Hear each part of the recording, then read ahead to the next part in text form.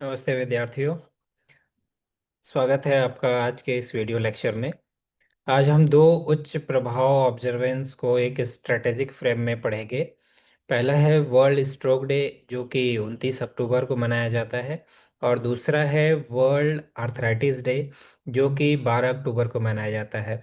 हमारे सिलेबस में इन दो टॉपिक्स को इसलिए इंक्लूड किया गया है क्योंकि ये डेज बहुत इम्पोर्टेंट होते हैं। हम हेल्थ केयर फील्ड से रिलेटेड जितने भी लोग हैं, डॉक्टर्स हैं, हॉस्पिटल हैं, क्योंकि इसको मनाने का उद्देश्य जो है वो स्पष्ट है।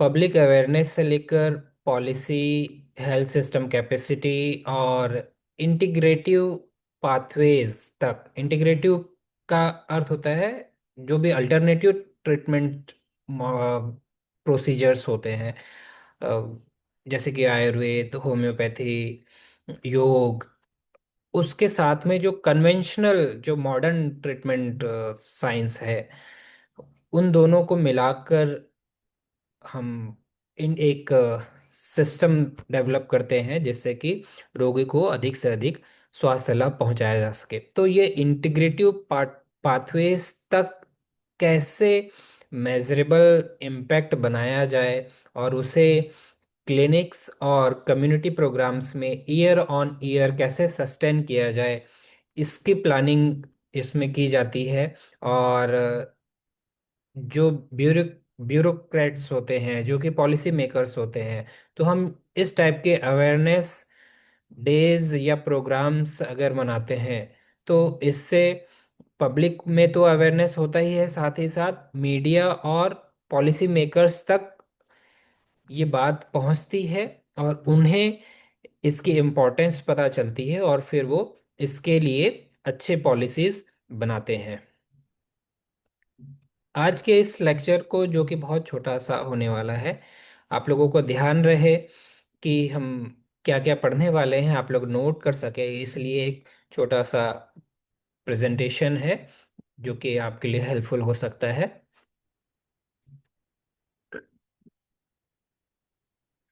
तो इसमें हम वही बात कर रहे थे कि स्ट्रोक में अवेयरनेस और प्रिवेंशन ये दोनों ही इम्पोर्टेंट होते हैं। ये दोनों ही हमारा जो भी प्रिकॉशनरी और ट्रीटमेंट, दोनों में अपनी महत्वपूर्ण भूमिका निभाता है। तो थीम बेस्ड कैंपेन्स से, जैसे कि फास्ट और बी फास्ट, ये एब्रिविएशन है और ये संदेश जो है ये मास स्केल पर जाते हैं। जब हम ये स्ट्रोक अवेयरनेस प्रोग्राम्स चलाते हैं तो फास्ट और बी फास्ट ये क्या होता है इसके बारे में लोग जानते हैं। तो फास्ट का फुल फॉर्म हो गया, एफ से फेस ड्रूप, ए से आर्म वीकनेस, एस से स्पीच डिफिकल्टी, और बी फास्ट में बैलेंस और आइज ये भी उसमें जोड़ दिया जाता है। और टी का मतलब होता है टाइम, मतलब तुरंत इमरजेंसी कॉल। तो फास्ट और बी फास्ट, जिसमें आप लोगों को ये चीज अवेयरनेस के टाइम पे, क्योंकि जो भी इस फील्ड के हैं वो तो इससे यूज टू हो जाते हैं, एक दो अवेयरनेस कैंप्स चलते हैं, कैंपेन्स चलता है तो समझ में आ जाता है। लेकिन जो पब्लिक होती है, स्पेसिफिकली जो रूरल बैकग्राउंड से आते हैं, जिनका एजुकेशन लेवल उतना अच्छा नहीं है, लेकिन ये फास्ट और बी फास्ट ये ऐसे सिंपल से टर्म है जो कि इतनी सारी चीज़ों को एक साथ लेके आ जाता है, तो उनको इस बात को समझाने में थोड़ी सी हेल्प मिल जाती है। तो यही मैसेजिंग हॉस्पिटल अराइवल तेज करती है। जैसे ही इस टाइप के सिम्टम्स होते हैं तो पेशेंट को तुरंत हॉस्पिटल पहुंचना चाहिए, उसके लिए ये इम्पोर्टेंट होता है। प्रिवेंशन पिलर में जैसे कि BP control, diabetes care, salt reduction और टोबैको और अल्कोहल सिसेशन, ये एविडेंस दिखाता है कि लाइफ स्टाइल कंट्रोल से लगभग 80% स्ट्रोक प्रिवेंटेबल हो सकते हैं। तो हमारी भूमिका क्या रहेगी इसमें? हर ड्राइव में हमको fast FAST training, BP booths हमको बनाने चाहिए और सिंपल सॉल्ट ऑडिट टूल को स्टैंडर्ड बनाना चाहिए। हमें जो भी हमारे पास आएंगे उनको हमें इसके बारे में एजुकेट करना होता है।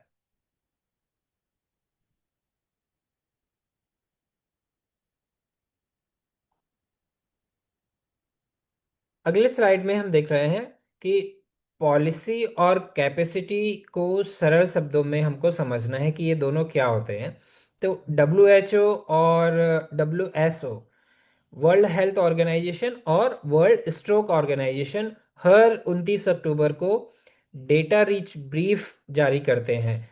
वो बताते हैं कि अलग अलग डेटा लेकर हमको फंड, ऐसे डेटा हमको दे रहे हैं जो कि हम अपने प्रेजेंटेशन में या अपने डिमॉन्स्ट्रेशन में उसको यूज करके फंडिंग और प्रोटोकॉल्स के लिए हम ठोस आधार अ, बना सकते हैं। तो इसमें इसमें क्या होगा कि फंडिंग क्यों जरूरी होती है, क्योंकि बहुत से ऐसे एनजीओज हैं जो कि स्ट्रोक रिहैब पर काम करते हैं, स्ट्रोक के प्रिवेंशन के लिए लोगों को अवेयर करते हैं। तो उनके विभिन्न प्रकार की गतिविधियों को चलाने के लिए जो भी मॉनेटरी सपोर्ट मिलता है, उसके लिए हमें इस प्रकार के जो भी डेटा होते हैं उनसे लोग इन्फ्लुएंस होते हैं, और जो डोनर्स होते हैं उन उनके विचारों को हम थोड़ा और मोटिवेट उनको कर सकते हैं कि वो इन प्रोजेक्ट्स के लिए इन एनजीओस को डोनेट कर सकें, ताकि इस प्रकार के अवेयरनेस कैंप और अधिक से अधिक हो सके। डोर टू निडल टाइम, ये एक टर्म यूज किया जाता है। तो इसका मतलब होता है कि जब पेशेंट के हॉस्पिटल में आते ही थ्रोम्बोलाइसिस यानी कि क्लॉट बस्टिंग इंजेक्शन लगाया जाता है, तो पेशेंट के हॉस्पिटल में आने से लेकर, मतलब उसके घर से हॉस्पिटल के थ्रोम्बोलिसिस का जो प्रोसेस है उसके स्टार्ट होने तक का जो समय है, वो कुल कितना समय है उसको डोर टू नीडल टाइम कहा जाता है। तो इस प्रकार के जब हम कैंप्स लगाते हैं तो ये जो डोर टू नीडल टाइम है ये कम हो जाता है। तो ये जितना कम होगा, ब्रेन उतना बच जाता है, क्योंकि जब थ्रोम्बोसिस होती है, क्लॉट्स होते हैं, तो जितना जल्दी हम उसको डिसॉल्व करने के लिए इंजेक्शन दे सके उतना जल्दी वो डिसॉल्व होता है और ब्रेन को डैमेज होने से बचाता है। इसी प्रकार से सिमुलेशन ड्रिल्स यानी कि मॉक रन्स, जिसमें कि टीम रोल्स, चेकलिस्ट से तुरंत हमको गाइडलाइंस का पता चल पाता है, और हम सभी को इन गाइडलाइन से अवेयर कर पाते हैं। हमारे जो स्टाफ होंगे हॉस्पिटल के, उनको हम इन सभी बातों को, उनके रोल्स एंड रिस्पॉन्सिबिलिटीज को, उनके चेकलिस्ट को हम उनको समझाते हैं। टेलीस्ट्रोक में क्या होगा कि पेरिफेरल जो हॉस्पिटल वीडियो कंसल्ट से टेरिटरी स्ट्रोक स्पेशलिस्ट से तत्काल गाइडेंस पाते हैं। तो ये भी इसमें हम अपनाते हैं इस प्रकार के कैंपेन्स में। और स्ट्रोक यूनिट गो लाइव, इसका मतलब होता है कि डेडिकेटेड वार्ड इसके लिए होगा, और ट्रेंड स्टाफ होंगे, और 24/7 प्रोटोकॉल्स उसमें होते हैं जिसको कि फॉलो करवाना होता है। तो इन चारों को वर्ल्ड स्ट्रोक डे टाइमलाइन पर हम अलाइन करने से हमें क्या होगा कि क्लिनिकल आउटकम्स जो हैं वो वास्तविक रूप से बेहतर होते हैं, और इसीलिए इस डे को सेलिब्रेट करना इम्पोर्टेंट हो जाता है। नेक्स्ट स्लाइड में हम देख रहे हैं वॉइसेस, डेटा और एसडीजी अलाइनमेंट सिस्टम को मैच्योर करते हैं। सर्वाइवल, केयर गिवर स्टोरीज जो होते हैं वो स्टिग्मा तोड़ते हैं, मीन्स लोगों के मन को मन में कई बार ऐसी भावना होती है, झिझक होती है। तो जब इस प्रकार के जो स्टोरीज हम बनाते हैं, रील्स बनाते हैं, तो वो लोगों को और अवेयर करता है।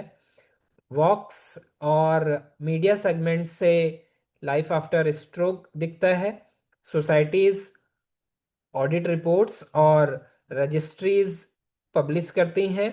Fresh data guideline update drive करते हैं। एसडीजी का मतलब होता है सस्टेनेबल डेवलपमेंट गोल्स। तो एसडीजी में हेल्थ टारगेट, एसडीजी 3, ये होता है। और NCD means non communicable diseases के ढांचे में सेरिब्रोवास्कुलर डिजीज विजिबल रहे, यह पॉलिसी टेबल्स पर प्रायोरिटी बनाए रखता है। इसीलिए ये डे सेलिब्रेट करना इंपॉर्टेंट हो जाता है। तो local registry enrolment, discharge to rehab linkage और एनुअल ऑडिट रिलीज उसी सप्ताह में बना दिए जाते हैं, रिलीज कर दिए जाते हैं। और वो मीडिया में पब्लिश भी होते हैं। और फिर जो पॉलिसी मेकर्स होते हैं उनका ध्यान इन बातों पर जाता है।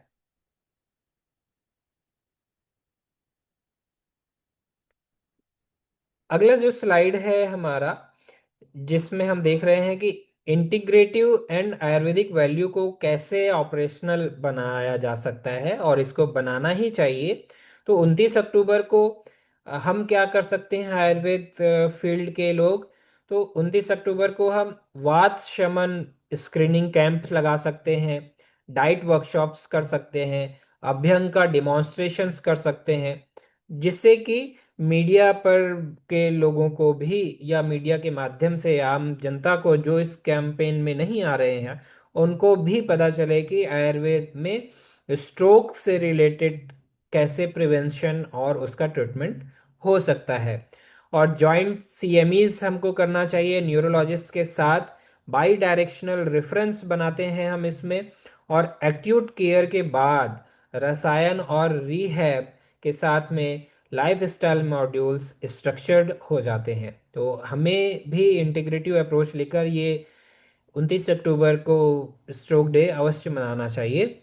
और फील्ड लेवल पर प्रकृति, आहार, दिनचर्या, इस प्रकार के डेटा को कैप्चर करके नेशनल स्ट्रोक डेटा सेट्स में नई डेप्थ जोड़ी जा सकती है। क्लिनिकल और पॉलिसी दोनों लेवल पर हम कर सकते हैं, इससे दोनों को लाभ मिलता है।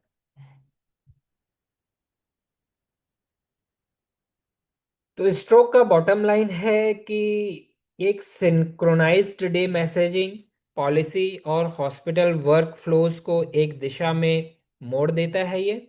और सिम्टम टू ट्रीटमेंट डिले घटता है, मीन्स जैसे ही सिम्टम आते हैं और ट्रीटमेंट स्टार्ट होने से के बीच का जो समय है वो कम होता है। डोर टू निडल टाइम ये सुधरता है, ये बेटर होता है, ये टाइम कम होता है। और बजटरी प्रायोरिटीज मीटर जाती है। और कन्वेंशनल रीहैब आयुर्वेदिक कॉरिडोर्स खुलते हैं। कमिटमेंट स्पष्ट रखें, fast means FAST coverage, drills, calendar और telestroke uptime, stroke unit matrix, ये KPIs हमें अगले रिव्यू तक हमको ये मोटिवेट करेंगे। और जो भी हम इसमें की परफॉर्मेंस इंडेक्सेस जो भी बनाएं, तो ये हमारी सफलता को मापते हैं, हमको इस लेवल पर बनाना चाहिए। अगला जो स्लाइड है वो अर्थराइटिस का यहाँ से स्टार्ट होता है। तो अर्थराइटिस में विशेष रूप से अवेयरनेस और प्रिवेंशन उतने ही क्रिटिकल होते हैं जितने कि स्ट्रोक के लिए है। हम इस पर उतना ध्यान नहीं देते, लेकिन देना चाहिए। याद रखें कि RMDs यानी कि रोमेटिक एंड मस्कुलोस्केलेटल डिजीजेस, जिसको कि हम RMD कह देते हैं, कि 100 से अधिक स्थितियां हैं। Arthritis is equal to old age, ये एक मिथ है। अर्ली रेफरल से फंक्शन और वर्क एबिलिटी बेहतर दिखती है। प्रिवेंशन पिलर जैसे कि free BP, weight screens, joint friendly exercise classes, anti tobacco pledges, safe sun यानी कि विटामिन D, ओबेसिटी और सेडेंटरी रिस्क इसको कम करते हैं।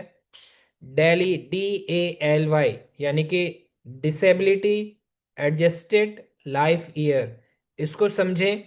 डिजीज से खोए हुए स्वस्थ वर्षों का मापक है ये।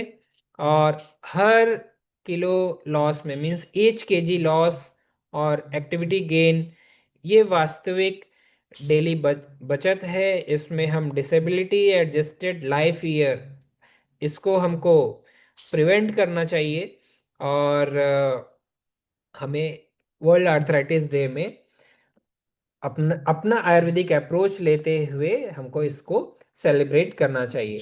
तो आर्थराइटिस से रिलेटेड पॉलिसी और कैपेसिटी टर्म्स को हमको क्लियर करना चाहिए, जिसमें DMARDs, disease modifying anti rheumatic drugs, ये डिजीज कॉज को स्लो करती है।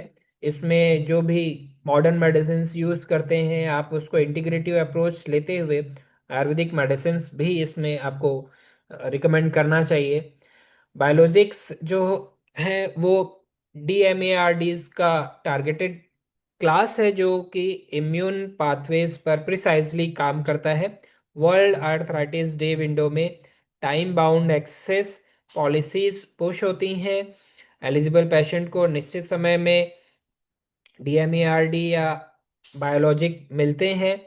क्लिनिक साइट पर ट्रीट टू टारगेट अप्रोच, हम एक क्लियर टारगेट सेट करते हैं और मेडिसिन या औषधि का को के डोज को और उन मेडिसिन के प्रिस्क्रिप्शन के प्रोटोकॉल को एडजस्ट करते हैं।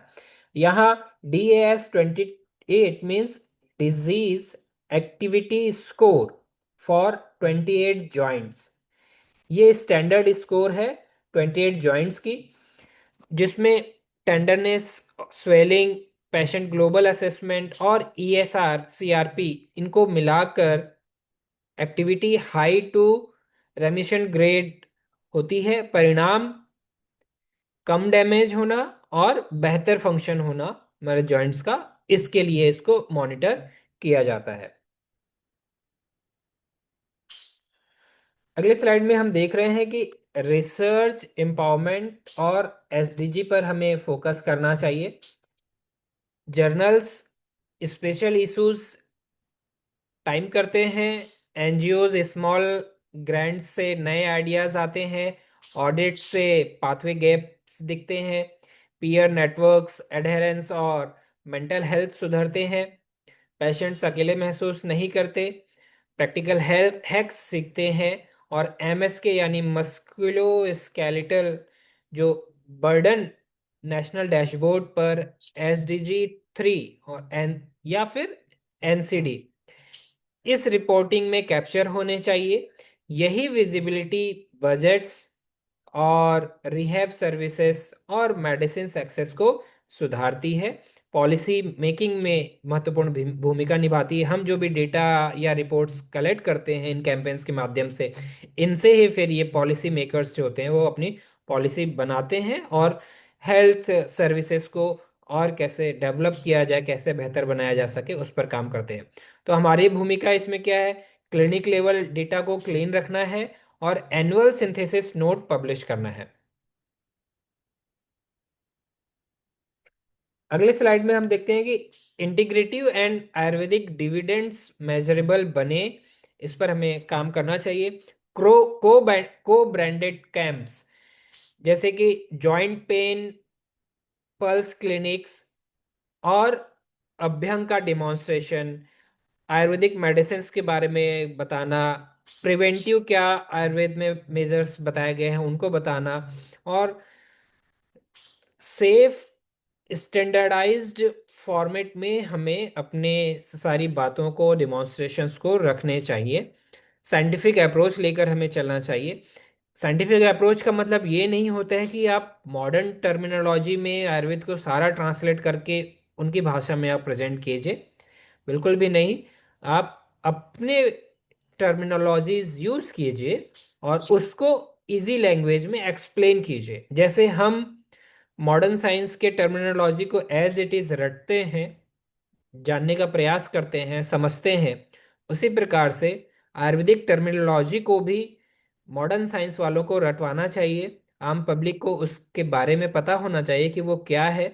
हमको आयुर्वेद के जो इम्पोर्टेंट टर्म्स हैं, जो आधारभूत सिद्धांत है, उसको एज इट इज़ प्रेजेंट करना चाहिए। बस हमारा समझाने का जो तरीका है, जो हमारी लैंग्वेज है, वो इजी होना चाहिए, ताकि हम आज की भाषा में उनको हमारे प्राचीन समय के जो टर्मिनोलॉजीज हैं उसको हम एक्सप्लेन कर सकें। लाइफ स्टाइल ओवरलैप, आहार विहार vitamin vitamin D, smoking cessation, दोनों सिस्टम का कॉमन ग्राउंड है, मॉडर्न वालों का भी और आयुर्वेद का भी। यही हमारा कंप्लायंस बढ़ाता है। और फील्ड ड्राइव्स में प्रकृति, body mass index, pain score, ये साथ कैप्चर करें। यही प्रैक्टिस बेस्ड रिसर्च है जो future counselling scripts, rehab modules और पॉलिसी ब्रीफ्स को एविडेंस देता है। अर्थराइटिस का बॉटम लाइन है एक कैलेंडर डेट जो मल्टीप्लायर में बदलना, awareness, early diagnosis, equitable treatment access, DMARDs और बायोलॉजिक्स समय पर, और पेशेंट वॉइस। ये हमको अर्थराइटिस डे का कंक्लूजन है। यदि हम इसको अचीव कर पा रहे हैं तो इसका मतलब हम सक्सेसफुल हैं। और ये हमेशा हमको ध्यान रखना चाहिए कि वर्ल्ड आर्थराइटिस डे या वर्ल्ड स्ट्रोक डे ये सिंबॉलिक नहीं है, ये evidence backed public health priority है।